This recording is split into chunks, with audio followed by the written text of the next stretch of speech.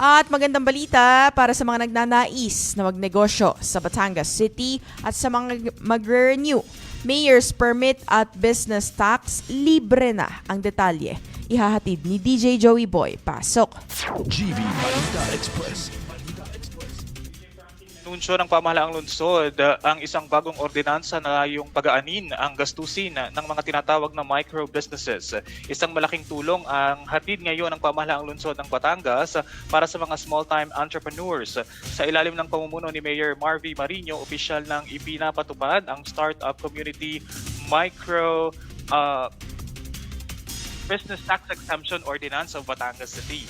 Layunin nitong tulungan ang mga sari-sari store at community-based enterprises na makatayo sa sarili nilang mga paa nang hindi muna iniintindi ang mabigat na bayarin sa buwis.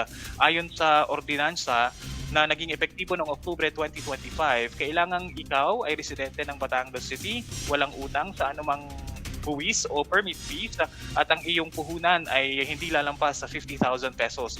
Panghuli, ang taunang kita ay hindi dapat ihigit sa 250,000 pesos para maging kwalipikado sa programa. Ayon pa sa ulat ng Batangas City Public Information Office, ang isang start-up community micro-base or micro-business o CMB ay magiging libre sa mayor's permit fees at business tax sa loob ng 3 taon. Isang malaking kabawasan ito sa gastusin para sa mga kababayan nating Batanggenyo na nagsisimula pa lamang sa kanilang pangarap na negosyo. Para sa mga interesado o may mga katanungan, maaari kayong makipag-ugnayan sa mga lokal na pamahalaan.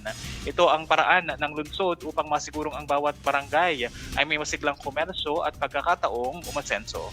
Para sa GV Balita Express, ito si DJ Joey Boy sa GV 99.9, your good vibe.